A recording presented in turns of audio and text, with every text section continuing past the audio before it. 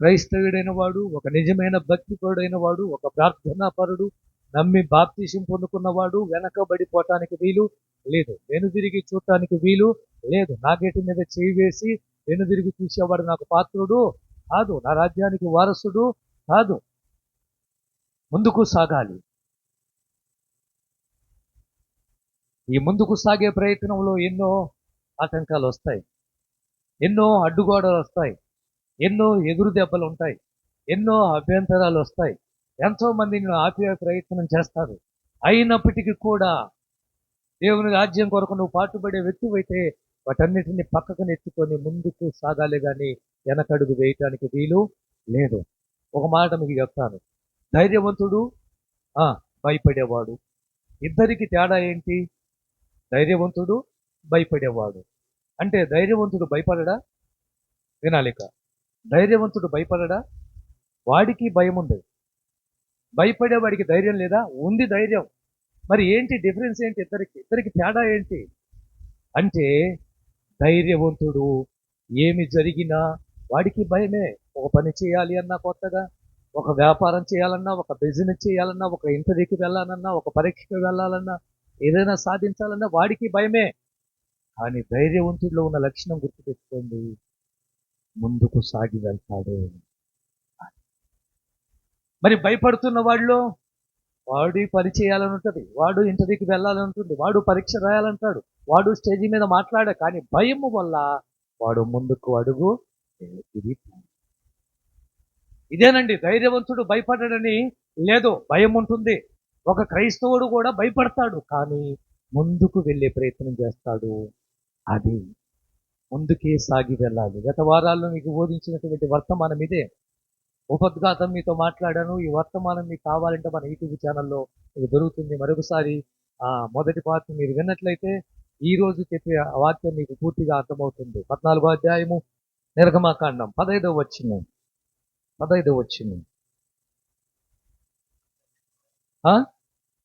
అంతలో యెహోవా మోషేతో, నీవెందుకు నాకు ప్రార్థన చేస్తున్నావు? సాగిపోండి, చెప్పుము, సాగిపోండి, అండర్లైన్ చేసుకోండి. ఆ రోజు మోషే మీద తిరుగుబాటు చేశారు. ఐగుప్తు దేశంలో 10 తెగుళ్ళు, ఎట్టకేళ్ళకు 430 ఏండ్లు బానిసత్వం, విడిపించేవాడు లేక, విడుదల చేసేవాడు లేక 2వ అధ్యాయంలో దేవునికి మొరపెట్టారు ఇజ్రాయేల్ ప్రజలు. మా పరిస్థితి ఏంటి? మేము ఇలా బ్రతకాల్సిందేనా? బానిసలుగా బ్రతకాల్సిందేనా? వెట్టి చాకిరి చేయాల్సిందేనా? ఒకరి కింద అణిగి ఉండాల్సిందేనా? మాకంటూ స్వేచ్ఛ లేదా? మాకంటూ స్వతంత్రము లేదా? మేము ఎలా బ్రతకాలి? మా పరిస్థితి ఏమిటని 2వ అధ్యాయంలో దేవునికి మొరపెడితే 2వ అధ్యాయంలో వారిని జ్ఞాపకం చేసుకున్నాడు. నిర్గమకాండములో అబ్రహాముకు, ఇసాకు, యాకోబుకి ఇచ్చిన ప్రమాణాన్ని, నిబంధనను ఈ దేవుడు జ్ఞాపకం చేసుకొని 3వ అధ్యాయంలో వాళ్ళ ప్రార్థన అంగీకరించిన దేవుడు 3వ అధ్యాయంలో మోషేతో పొదలో ఉండి మాట్లాడిన దేవుడు ఆయనే. 3వ అధ్యాయం అంతా మోషేను బాగా బలపరిచి ప్రోత్సహించి, నేనున్నాను, ధైర్యంగా ఉండు, నువ్వు వెళ్ళు, నువ్వు నాయకుడిగా ఉండాలి అని చెప్పి మోషేను బలపరిచి 4వ అధ్యాయంలో ఐగుప్తు దేశానికి మోషేను నడిపిస్తాడు. 4వ అధ్యాయంలో ఐగుప్తు దేశానికి వచ్చినప్పుడు మోషే నమ్మకపోతే 2-3 సూచక క్రియలు చేసినప్పుడు దేవుడు మోషేను ఎన్నుకున్నాడని ప్రజలందరూ నమ్ముతారు. ఐగుప్తు రాజైన ఫరో దగ్గరికి వెళ్ళి, మా దేవుడిని ఆరాధించుకోవాలి, దయచేసి మా వాళ్ళని విడిపించు, మా దేవుణ్ణి ఉత్సవం చేయాలి, మేము వెళ్ళాలి అంటే యెహోవా ఎవడు అనే మాట 5వ అధ్యాయం నిర్గమకాండంలో కనిపిస్తుంది. ఫరో మాట్లాడటం ఇలా ముందుకు వెళ్ళి ఇంచుమించు 12వ అధ్యాయం దాకా 10 తెగుళ్ళు మనకు కనిపిస్తాయి నిర్గమకాండంలో.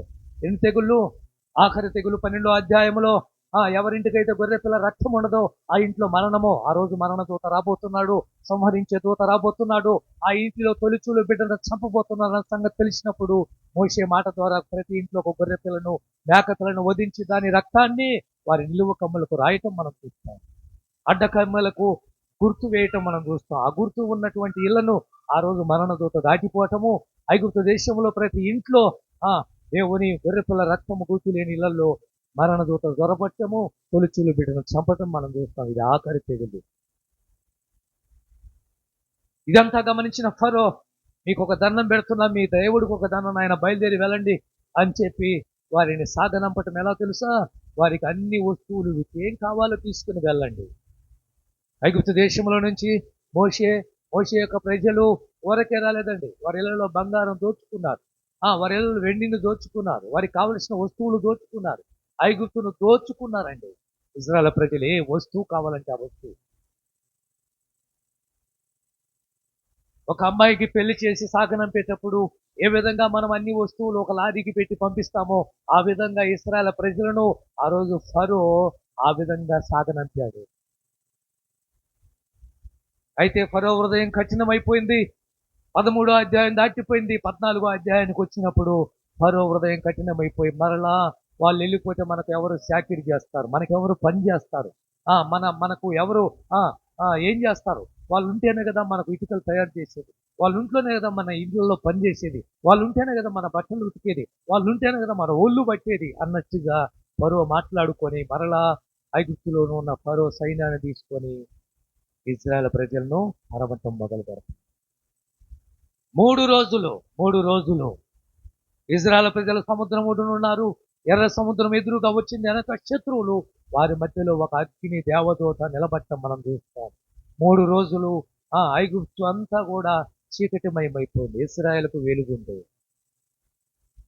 దయచేసి వినండి. 3 రోజుల తర్వాత ఇశ్రాయేలు ప్రజలు అందరూ కూడా మోషే మీద చాలా మంది తిరుగుబాటు చేయడం మనం చూస్తాం. ఏమయ్యా, ఐగుప్తులో సమాధులు లేవా? మమ్మల్ని ఇక్కడ చంపడానికి తెచ్చావా? ఏంటి ఈ పని? ఇప్పుడు ఏం చేయాలి? శత్రువులు వచ్చి పడ్డారు. ముందు ఎర్ర సముద్రం ఎటు వెళ్ళాలి అని మోషే ప్రార్థన చేస్తున్నాడు. ప్రభువా, ఏంటి పరీక్ష? ఎలా మా పరిస్థితి?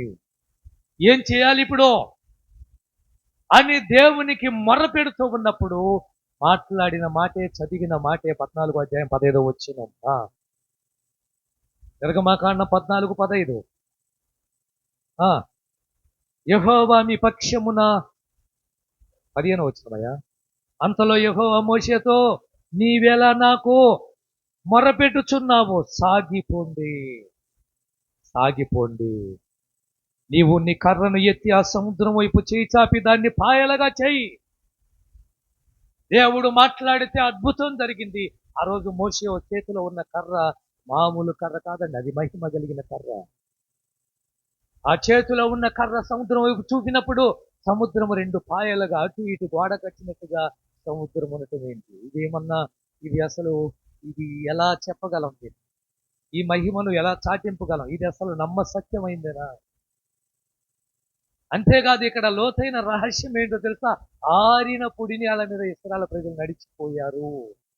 సముద్రం ఎండిపోవట్లేదు. ఆరిన పొడి నేల మీద వారు నడిచిపోయారు. కొనసాగండి, ముందుకు సాగండి. ఎర్ర సముద్రము లాంటి శ్రమలు తప్పకుండా మీకు ఎదురు కావచ్చు. ఫరో సైన్యము లాంటి శత్రువులు నిన్ను వెంటాడొచ్చు. ఎరికో గోడల్లాంటి అడ్డు గోడలు నీ ఎదురుగా ఉండొచ్చు. దేవుడు చెప్తున్నాడు, ఆగొద్దు, ముందుకు వెళ్ళు. వాస్తవానికి నేను ఈ పాట పాడాలనుకున్నాను ఈరోజు. ఏ పాట? ఆగిపోదు నా పాట అనే పాట. పల్లవి పడదాం వరకు. ఆగిపోదు నా పాట గమ్యం చేరేదాకా, ఆగిపోదు నా పాట గమ్యం చేరేదాకా, సాగుతుంది ప్రతి పూట నా పరుగు ముగిసేదాకా, సాగుతుంది ప్రతి పూట నా పరుగు, ఆగిపోదు నా పాట.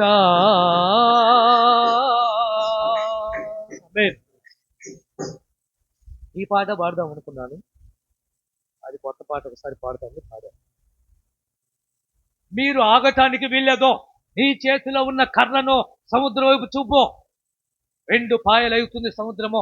ఆరిన పొడి నెల మీద నా ప్రజలు నడిపిస్తానని దేవుడు చెప్పినట్టుగానే ఆ రోజు సముద్రంలో నుంచి నడిపించాడు. దేవుడు మన ప్రయాణం లేకుండా, దేవుడు మనతో లేకుండా, దేవుడు మన పక్షాన లేకుండా, దేవుడు మనతో ఉండకుండా ఉంటే మన ప్రయాణం ముందుకు మనము ముందుకు వెళ్ళలేమో. సంఖ్యాకాండం 14వ అధ్యాయం 42వ వచనం. సంఖ్యాకాండం 14వ అధ్యాయం 42వ వచనం. ఏది కొనసాగదు? ముందుకు వెళ్తావా? వెళ్తానండి. దేవుడు లేకుండా వెళ్తావా? ప్రభువు నీతో రాకుండా వెళ్తావా? ప్రభువు లేకుండా ప్రయాణం చేసి నువ్వు క్షేమంగా తిరిగి రాగలవా? ప్రభువు లేకుండా ఇల్లు కట్టి ఆ ఇంట్లో సమాధానంగా ఉండగలవా? ప్రభువు లేకుండా నీ కూతురు పెళ్లి చేసి వారి కాపురం చక్కపరచగలవా నువ్వు? ప్రభువు లేకుండా నీ బిడ్డలను చదివించి జ్ఞానవంతులను చేయగలవా నువ్వు? చదువు. యెహోవా మీ మధ్యన లేడు గనుక వద్దు, వెళ్ళొద్దు, దయచేసి వెళ్ళొద్దు. ప్రభు నీతో లేడు, వెళ్ళొద్దు. ప్రభు నీతో రావటం లేదు, ముందుకు వెళ్ళొద్దు. ప్రభు నీతో లేడు కాబట్టి ఆ ఇల్లు కట్టద్దు. ప్రభు చిత్తము కాదు కాబట్టి ఆ స్థలాన్ని కొనొద్దు. ప్రభు ఇష్టం లేదు కాబట్టి ఆ పెళ్లి చేయొద్దు. ప్రభు చిత్తానికి అప్పగించినప్పుడు మార్గములో క్షేమం ఉంటుంది, ప్రయాణములో క్షేమం ఉంటుంది, కుటుంబంలో సమాధానం ఉంటుంది, ఒంట్లో ఆరోగ్యం ఉంటుంది, చేసే పనిలో సఫలం ఉంటుంది. ఎప్పుడూ ప్రభువు లేని ప్రయాణం చేసి ఏమాత్రమో వాళ్ళు ముందుకు వెళ్ళగలిగారండి? ఆ రోజు పడవలో యేసుప్రభు అన్నాడు, మీరు వెళ్ళండి నేను వస్తాను అన్నప్పుడు ఏమనాలి? ప్రభు నువ్వు లేకుండా మేము ఎలా వెళ్తాం ప్రభు, నువ్వు రావాలని బతిలాడాలి, వీలైతే ఖచ్చితంగా కూర్చోవాలి. ప్రభు వెళ్ళమన్నాడండి, వెళ్ళమన్నాడు. వెళ్ళమంటే ఆయన లేకుండా నువ్వు, అదిగాక రాత్రిపూట, అది 4వ జాము, ప్రభు అన్ని కలుసుకున్న జాము. ప్రభు లేకుండా వెళ్ళినప్పుడు తుఫాన్ ఎదురైంది, ప్రమాదం వచ్చి పడింది, మరణము వెంటాడింది. ఏమండి? ప్రభువుతో ప్రణయము లేకుండా యెరూషలేము నుంచి యెరికో పట్టణానికి దిగి వెళ్ళిన వాడు ఏమాత్రము క్షేమంగా యెరికోకు వెళ్ళాడో? దొంగలు అదా చేయలా, దొంగలు దాడి చేయలా, దొంగలు వాడిని కొట్టేయలా, కొన ప్రాణంతో వదిలేయలా. కొనసాగదు నీ ప్రయాణము. దేవుని ప్రణయము లేకుండా యోనా తర్షీషుకు బయలుదేరనుకున్నవాడు ఏమాత్రము వెళ్ళగలిగాడు? మధ్యలోనే ఆగిపోయింది. పెద్ద వాడది, వల్ల కాలేదండో. వారి ప్రయత్నాలన్నీ ఎందుకు విఫలమైపోయాయి? దేవుడు లేకుండా ప్రయాణం చేస్తే ముందుకు వెళ్ళేదే లేదు. ఆ రోజున ప్రభు అంటున్నాడు మోషే ద్వారా, మీరు వెళ్ళొద్దు, నేను మీతో రావటం లేదు, మీ చేష్టాలు నాకు నచ్చలా. అదే అది అర్థం. ఎందుకు ప్రభు రాలేదు? మీ పద్ధతులు నాకు నచ్చలా, మీ ఆలోచనలు నాకు నచ్చలా, మీ పనులు నాకు నచ్చలా, మీ వ్యవహారమే నాకు నచ్చలేదు కాబట్టి నీతో నేను రావటంలా. వెళ్ళొద్దు, వెళ్తే చస్తావు నువ్వు అంతే. ఇక కింద సాగిపోవటం అనే విషయాలు చాలా ఉపద్ఘాతం మీతో నేను పంచుకున్నాను, వినండి. 3 మాటలు అన్నాను. మొదటి మాట, ఎవరిని విడిచి సాగిపోవాలి. ముందుకే వెళ్ళాలి అని చెప్తున్నారు, ఎక్కడికి వెళ్ళాలని తర్వాత చూద్దాం. ఇంతకు మనకు ఆటంకంగా ఉన్నవారు ఎవరు? ఎవరు మనకు వెనక్కు లాగుతున్నారు చొక్కా పట్టుకొని? ఎవరు మనల్ని ఒక తాడేసి లాగేస్తున్నారు వెనక్కు? వారిని విడిచిపెట్టి వెళ్ళాలి. ఎవరు వాళ్ళు? భక్తిహీనులను విడిచి. ఎవరిని? ఈ లోకంలో మనల్ని లాగేది ఎవరు? భక్తిహీనులేనండి. మనల్ని వెనక్కి లాకపోయేది ఎవరు? భక్తిహీనులే.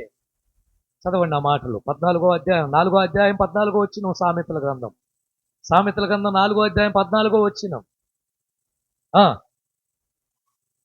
భక్తిహీనుల త్రోవలో చేరొద్దు, నడవద్దు, దాని యందు అసలు ప్రవేశించొద్దు, తప్పించుకొని తిరుగు, దాని నుంచి తొలగి సాగిపో.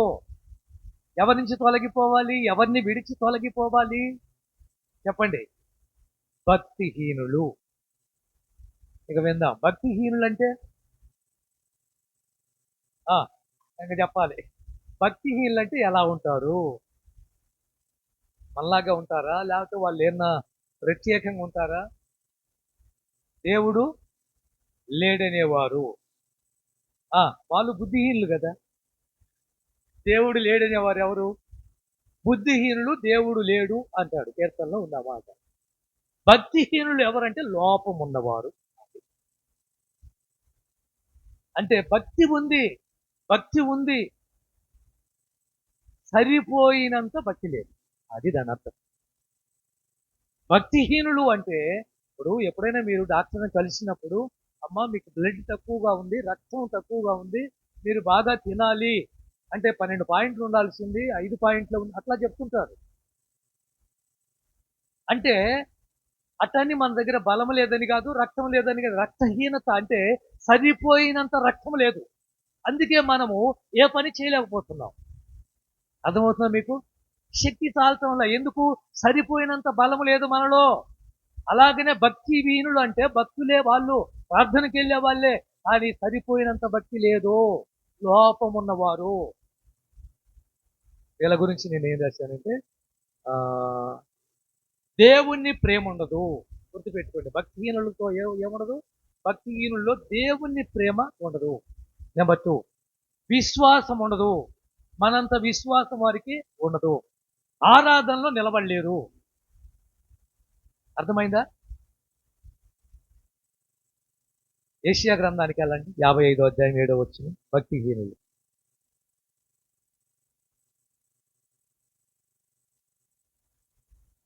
55:7 వచనం. భక్తిహీనులు ఏం వదిలిపెట్టాలి? తమ మార్గాలు, అవిశ్వాసాన్ని వదిలిపెట్టు.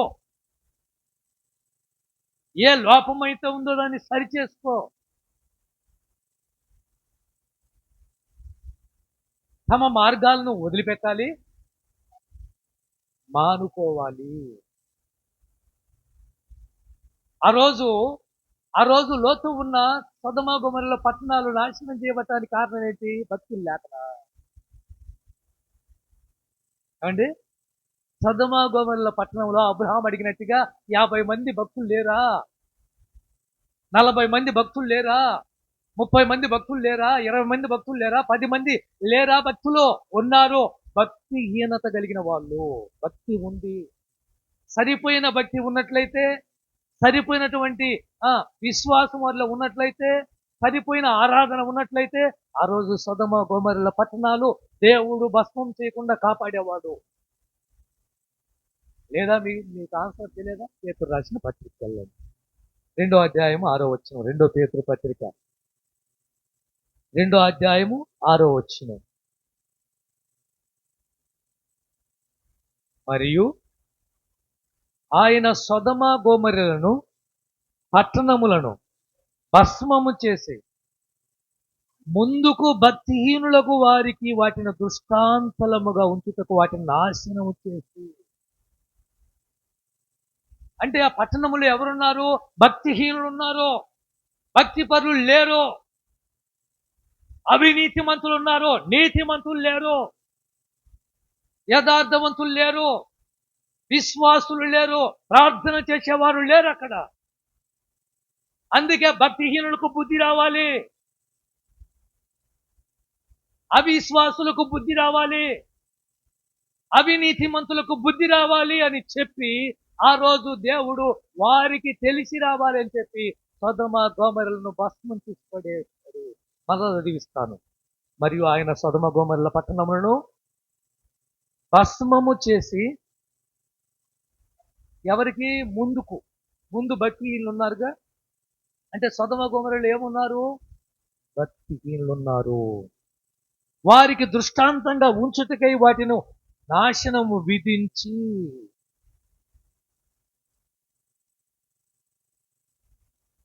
భక్తిహీనుల్లో ఉన్న స్వభావాలు చెప్తాను. నెంబర్ 1, భక్తిహీనులు అప్పు చేశారంటే మరలా తీర్చరు. ఉన్నారా మీ మధ్యలో అప్పు చేసి తీర్చని వారు?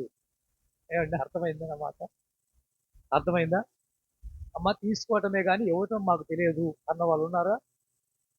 అలా ఉన్నట్లయితే భక్తిహీనులు జాబితాలో నువ్వు ఉన్నావు.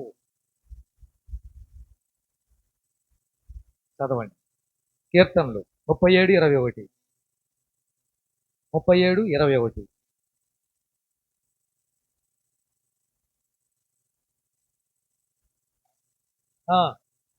తీర్చకయుందురు. భక్తిహీనులు అప్పు చేసి అందుకే మనము అప్పు చేసేటప్పుడు తల తాకట్టు పెట్టైనా ఇస్తాము అంటాము. అప్పు చేసి తీర్చిందాక మనకు నిద్ర పట్టదు కొంతమందికి.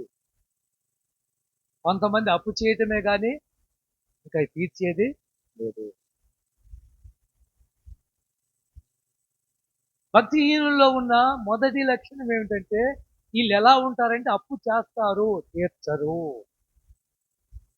నెంబర్ 2, భక్తిహీనులు ఆశ పడతారు, ఆశ నెరవేరదు. గుర్తుపెట్టుకోండి.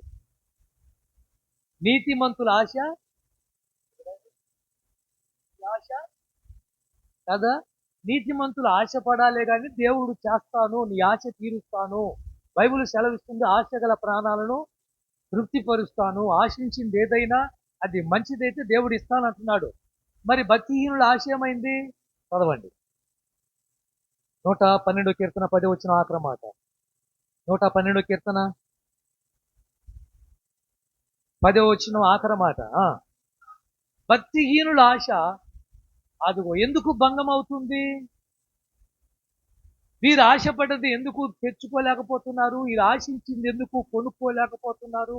వీరు ఆశపడింది ఎందుకు ఇంటి దాకా రావటం లేదు? వీరు ఆశించినట్టుగా ఎందుకు మంచి ఇల్లు కట్టలేకపోతున్నారు?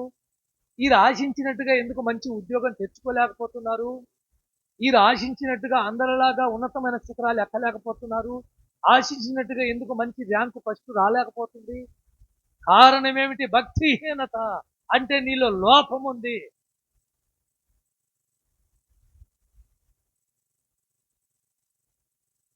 సరైన భక్తి లేదు, సరైన విశ్వాసం లేదు, సరైన నీతి లేదు, సరైన యథార్థత లేదు. అందుకే 84 కీర్తన కూడా 10 వచ్చిన ఆఖరి మాట. అది ఆఖరి మాట, ముందు మాట ఇదిగో ఇక్కడ చూడండి. భక్తిహీనుల గుడారాల్లో నివసించే కంటే నా దేవుని మందిర ఆవరణములో ఇష్టము. నాకేమి ఇష్టమో దావీదు అంటాడు. నాకు ఇష్టం ఏంటో తెలుసా? దావీదు కీర్తన కాదు ఇది. ఎవరిది? కోరా కుమారులేనా? కోరా కుమారు రాసిన కీర్తన ఇది. ఈ 84 కీర్తనలో అంటున్నాడు, కోరా కుమారులు అంటున్నారు, భక్తిహీనులతో ఉండే కంటే, భక్తిహీనులు ఇంట్లో గుడారంలో ఉండే కంటే, భక్తిహీనులతో సావాసం చేసే, భక్తిహీనులతో కలిసి నివసించే కంటే, భక్తిహీనులతో కలిసి తినే కంటే అండి నా దేవుని మందిరంలో ఒక్క దినము గడపటము నాకు శ్రేష్టము. అక్కడ ఉండటం నాకు ఇష్టము. అందుకే భక్తిహీనులతో సావాసం వద్దు. వారు భక్తిలో లోపించిన వారు, విశ్వాసంలో వెనకబడిన వారు, ప్రార్థనలో వెనకబడిన వారు, భక్తిలో వెనకబడిన వారు ఇల్లు. అందుకే లోపం అని చెప్పాను ముందు. ఏం లోపం? విశ్వాసంలో లోపం కలదు. తగినంత విశ్వాసము లేదు, తగినంత నీతి లేదు, తగినంత భక్తి. తగినంత భక్తి ఉంటే ఆదివారం ఆగుతారా భక్తులు? అస్సలు ఆగరు. నేను నమ్మండి. ఎవరు ఆగేది? భక్తిహీనులే. మిమ్మల్ని అంటాను నేను, ఆగిపోకండి, ఆగిపోకండి. ఆగిపోదు నా పాట గమ్యం చేరేదాకా, ఆగిపోదు నా పాట గమ్యం చేరేదాకా, సాగుతుంది నా పరుగు ముగిసేదాకా, సాగుతుంది ప్రతి పూట నా పరుగు ముగిసేదాకా, ఆగిపోదు నా పాట. ఆ పాట తీసి నాకు అర్థమవుతుందా మీకు? ఇంకా భక్తిహీనుల గురించి చెప్పాలి అంటే ప్రతి చిన్న విషయానికి కూడా, బాగా వినండి, ప్రతి చిన్న విషయానికి కానీ, చిన్న సమస్య, చిన్న బలహీనత, చిన్న కష్టము, చిన్న శోధనది ఏమవుతారు? చెప్పండి. భక్తిహీనులు ఏమవుతారు? కదిలిపోతారు. 57 అధ్యాయం యెషయా గ్రంథం 20 వచ్చిన 57 అధ్యాయము యెషయా గ్రంథం 20 వచ్చిన. భక్తిహీనులు కదులుచున్న సముద్రము అంటే వారు. కుదురుగా ఉంటుందండి సముద్రం? సముద్రమును మీరు ఎప్పుడైనా చూసారా ప్రశాంతంగా ఉన్నట్టు? ఒక్క యేసు ప్రభు గద్దించినప్పుడు తప్ప. ఏమండి? ఎప్పుడు సముద్రం వాళ్ళు ప్రయాణం చేస్తూ ఉన్నప్పుడు పెద్ద తుఫాను, చెలరేగింది. చిన్న పడవ అటు ఇటు కొడతా ఉంది. అలలు వచ్చి మీద పడుతున్నాయి. చిన్న పడవ సముద్రంలో మునిగిపోయే పరిస్థితి ఏర్పడింది. యేసుప్రభు అమరంలో తలవాల్చి నిద్రపోతున్నాడు. పేతురు వచ్చి మేము నశించిపోతున్నామా, నీకు చింత లేదా, లే ప్రభు అని లేపాడు. యేసు ప్రభు లేచి గాలిని గద్దించి సముద్రమును నిమ్మలపరిచెను అంది ఆయన. సముద్రము ప్రశాంతంగా ఎప్పుడైనా ఉంది అంటే యేసు ప్రభు ఆగు అన్నప్పుడు మాత్రమే. ఆ తర్వాత సముద్రం ఎప్పుడు ప్రశాంతంగా ఉండదండి, అది కదులుతానే ఉంటది. భక్తిహీనులు ఎలాంటి వాళ్ళు? అది జ్వరం వస్తే ఓర్చుకోలేరు, బలహీనత వస్తే తట్టుకోలేరు, ఆపద వస్తే ఓర్చుకోలేరు, చిన్న తలనొప్పి వస్తే ఇంకా కదిలిపోతారు. అయ్యో నా పరిస్థితి అయిపోయింది, నేను చచ్చిపోతాను. నేను ఏం నువ్వు భక్తిపరుడు కాదా? కాదుగా, నేను భక్తిహీనుడిగా అంతేగా చెప్పేది.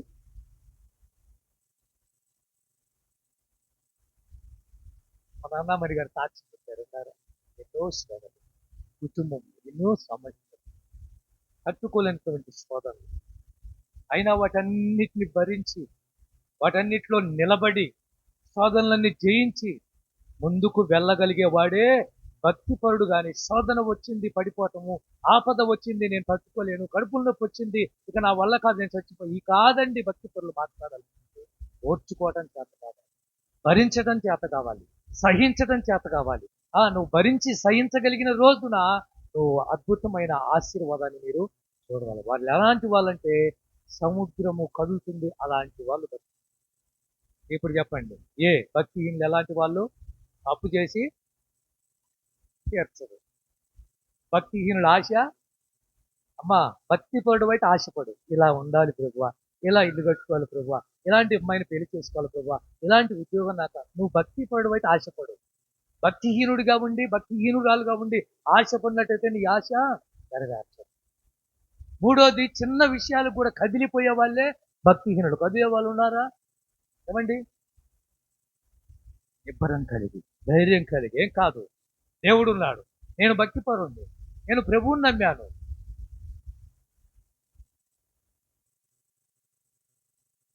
లోకాశలు లాగినా వెనుదిరిగి చూడను, అల్లసటతో జోగినా శృతి తగ్గనీయను.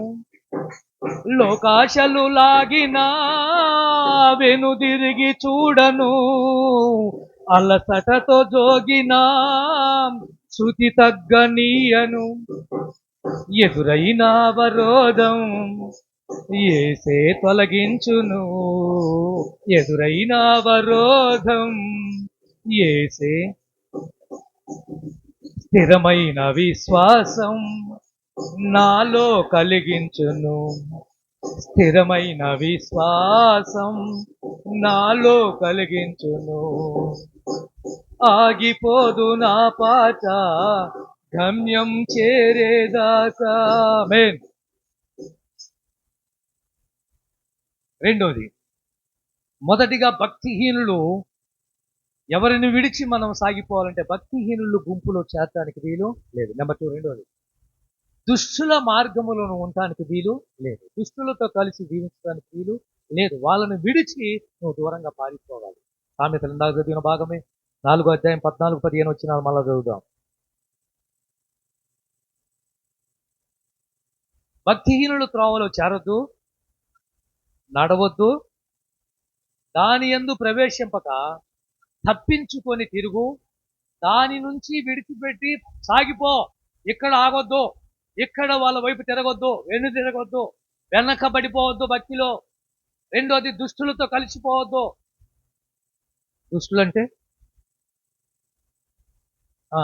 దుష్టులంటే చెడు స్వభావం కలిగిన వారు. ఇది 1 నేను రాసుకుంది. 2, ఇతరులకు హాని చేసేవారు. దుష్టులంటే 1, చెడు స్వభావం కలిగిన వారు. 2, ఇతరులకు హాని చేసేవారు. 3, దుర్మార్గంగా జీవించేవారు. దుర్మార్గంగా జీవించేవాళ్ళు. అందుకే మొదటి కీర్తన 1వ వచనం చదవండి.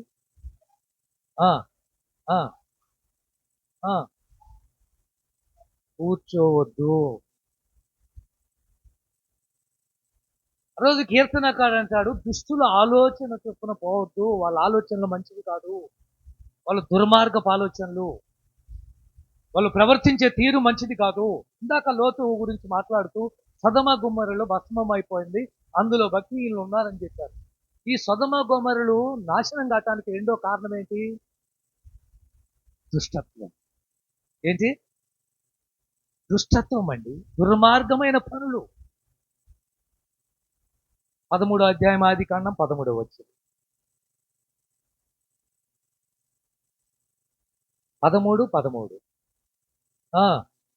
చూశావా? సొదొమ మనుషులు దుష్టులు, యెహోవా దృష్టికి అంత దుర్మార్గులండి. ఎంత దుర్మార్గులు! ప్రకృతికి విరుద్ధమైనటువంటి పాపం చేస్తున్న సొదొమ గొమొర్రాల పట్టణాలు ఇవి.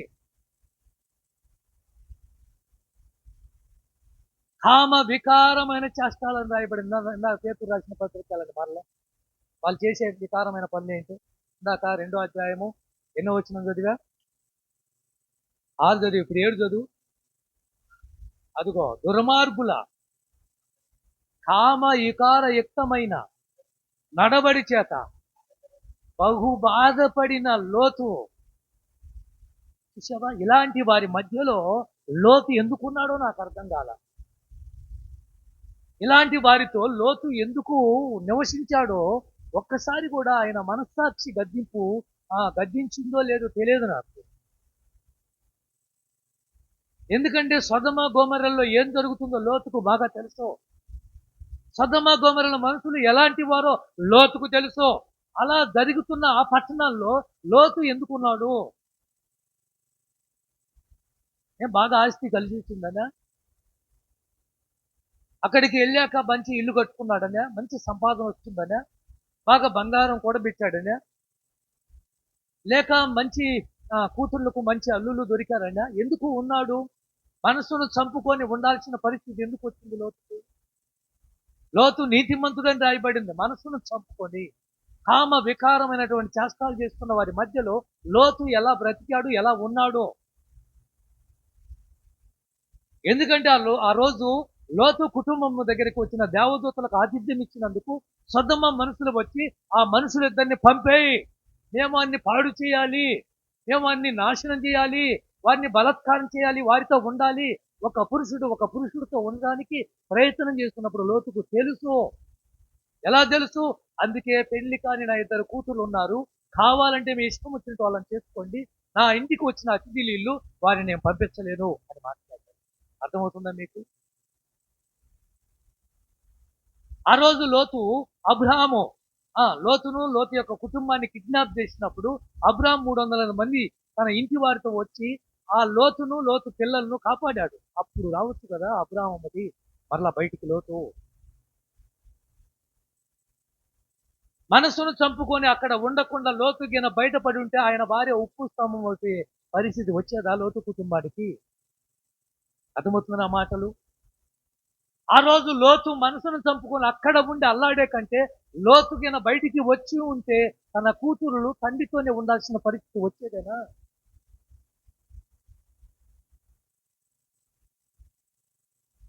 ఒక అబ్రహాం ప్రార్థనను బట్టి లోతు భార్యను, లోతు పిల్లలను ఆ రోజు అగ్ని ప్రమాదం నుంచి బయటికి తీసుకుని వచ్చారు. కేవలం అబ్రహాం ప్రార్థన. అందులో నీతిమంతుడైన లోతు అని రాయబడింది. ప్రేమ దేవుని పెట్టారు. ఎంత దుష్టులు వీళ్ళు, ఎంత దుర్మార్గులు వీళ్ళు. ముసలి వాళ్ళు వచ్చారు ఆ ఇంటి దగ్గరికి, చిన్న పిల్లలు వచ్చారు, 12-13 సంవత్సరాల పిల్లలు, మగ పిల్లలు వచ్చారు. ఎలా ఉంది ఆ తరం, ఆ జనరేషన్ ఎలా ఉందో చూడండి. బాధాకరమైన విషయం. యెషయా గ్రంథం 57వ అధ్యాయం 21వ వచనం. 57:21. దుష్టులకు నెమ్మది ఉండదని ఏం చెప్తున్నాడు? దుష్టులు నెమ్మదిగా ఉండలేరు, దుర్మార్గ పనులు చేసేవాళ్ళు నెమ్మదిగా ఉండలేరు, ఇతరులకు హాని చేసేవాళ్ళు నెమ్మదిగా ఉండలేరు, ఇతరులకు హాని తలపెట్టే వాళ్ళు ప్రశాంతంగా పడుకోలేరు. వీరే దుష్టులు అంటే ఇతరులకు హాని చేసే వాళ్ళని, దుష్టులు అంటే చెడు స్వభావం కలిగిన వారని, దుష్టులు అంటే దుర్మార్గమైన పనులు అంటే ఏదైనా చేస్తారు వీళ్ళు, ఎంత నీచానికైనా ఒడిగడతారు. ఇలాంటి వారితో నీకు పనేంటి? ఇలాంటి వారితో నీకు సావాసం ఏమిటి? దుష్టుల ఆలోచన చొప్పునే నడవద్దు అంటే నువ్వు వారితో ఉండటం ఏంటి అసలు?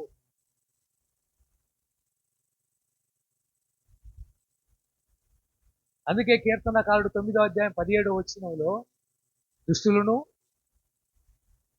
9:17